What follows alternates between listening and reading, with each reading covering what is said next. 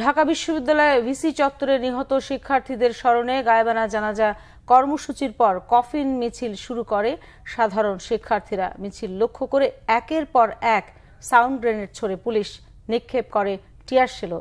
এতে পণ্ড হয়ে যায় কফিন মিছিল। পুলিশের দাবি, নিরাপত্তার স্বার্থে ভিসির অনুমতি নিয়ে মিছিল ছত্রভঙ্গ করা হয়েছে। শিক্ষার্থীরা বলছেন, শান্তিপূর্ণ কর্মসূচিতে পুলিশ বিনা কারণে হামলা চালিয়েছে। রিপোর্ট করছেন এস.এম. ফয়েজ। কোটা সংস্কার আন্দোলনে নিহত শিক্ষার্থীদের স্মরণে ঢাকা বিশ্ববিদ্যালয়ের ভিসি চত্বরে গায়েবানা জানাজা পড়ে আন্দোলনকারীরা। কফিন ধরে শপথ নেয় তারা, বলে দাবি আদায় না হওয়া পর্যন্ত চলবে আন্দোলন। চলমান আন্দোলনে নিহতদের শহীদ আখ্যা দিয়ে তাদের রুহের মাগফেরাত কামনা করে অনুষ্ঠিত হয় মোনাজাত। এরপর ভিসি চত্বরে কোটা সংস্কার আন্দোলনকারীরা বের করেন কফিন মিছিল। এ সময় টিয়ারশেল নিক্ষেপ করে পুলিশ। শুরু হয় ধাওয়া পাল্টা ধাওয়া, নিক্ষেপ করা হয় সাউন্ড গ্রেনেড, পণ্ড হয়ে যায় কফিন মিছিল। এর আগে বিকাল 4টায় গায়েবানা জানাজা ও কফিন মিছিল করতে রাজু ভাস্কর্যের সামনে জড়ো হয় শিক্ষার্থীরা। পুলিশের বাধায় তা পালন করতে পারেনি আন্দোলনরত শিক্ষার্থীরা। বুকের উপর গুলি চালানো হয়, আমাদের 7 ভাই বোন আজকে সারা দেশে মৃত্যুবরণ করেছে, জীবন নিয়ে নিছে। কোথায় ছিল তখন আইন শৃঙ্খলা বাহিনী? আমাদের ভিসি স্যার উনি একটা কমেন্ট পর্যন্ত করেনি, আমাদের শিক্ষার্থীদের উপর এরকম আক্রমণ করা হয়েছে। আর এখন তিনি হঠাৎ করে এসে সিদ্ধান্ত দিলেন যে হল ত্যাগ করতে হবে। এটা কি মানার মতো? মুহূর্তের মধ্যে মনে হচ্ছিল আমি বোধহয় মরে যাবো এখন, মানে এরকম একটা অনুভূতি আমার মধ্যে।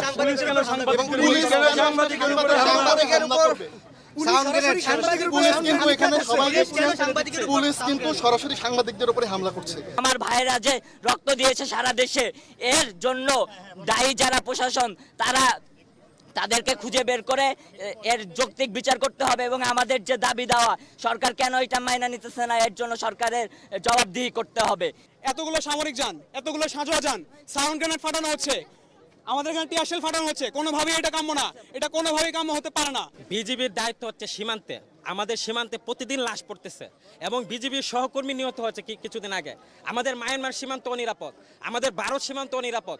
ওখানে সীমান্ত অরক্ষিত রেখে ঢাকা শহর, ঢাকা বিশ্ববিদ্যালয়ে বিজিবির কোনো কাজ থাকতে পারে না। এইটা তো কোনো স্বাধীন দেশের কথা হতে পারে না। আমরা শিক্ষার্থীরা, আমরা কি এতটুকু কথা বলতে পারবো না? পুলিশ এখানে হল দিতেছে, পুলিশ এখানে তারা সাজোয়া যান না এসেছে, শিক্ষার্থীদেরকে মারার জন্য সাজোয়া যান তারা নিয়ে এসেছে, দাঙ্গা পুলিশ নিয়ে এসেছে, তারা বিজেপি মোতায়েন করে। চলমান আন্দোলনকে কেন্দ্র করে ঢাকা বিশ্ববিদ্যালয়ের চারপাশ ঘিরে রেখেছে পুলিশ, বিজিবি, র্যাব। থমথমে পরিস্থিতি গোটা বিশ্ববিদ্যালয় এলাকায়। বিশ্ববিদ্যালয় কর্তৃপক্ষের পরিষ্কার নির্দেশনা আছে যে এখানে কোনো ছাত্র আসবে না, এবং তাদের সঙ্গে আপনারা দেখেছেন, শুরু থেকেই দেখেছেন যে তাদেরকে আমরা রিকোয়েস্ট করছি যে ভাই আপনারা চলে যান।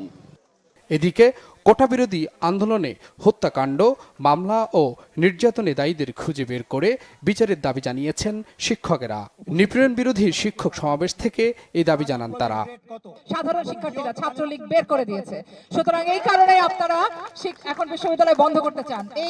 এই সিদ্ধান্তের পক্ষে থাকার কোনো উপায় আমাদের নাই। আমার শিক্ষার্থী যারা রয়েছে, একজন শিক্ষার্থীও যাতে মানবাধিকার বঞ্চিত না হয়। সন্ত্রাসী বাহিনী এবং ছাত্রলীগ দুই পক্ষ মিলে শিক্ষার্থীদের উপরে কি পরিমাণে নির্যাতন চালানো হয়েছে শিক্ষক সহ, এবং সেখানে বিশ্ববিদ্যালয়ের প্রশাসন একেবারেই নির্বিকার ভূমিকা পালন করেছে। তারা পতাকা দোলাতে দোলাতে যায়, তাদেরকে যারা মারতে আসে তাদের হাতে পতাকা দেখিনি, তাদের কাছে বরং যা দেখেছি না, তাদের কাছে লাঠি, তাদের কাছে ক্রিকেট ব্যাট, তাদের কাছে দেখেছি এমনকি পাইপ গান, না সমস্ত কিছু তাদের কাছে দেখেছি, রাবার বুলেট ছোড়েন তারা। এস.এম. ফয়েজ, বাংলা ভিশন, ঢাকা।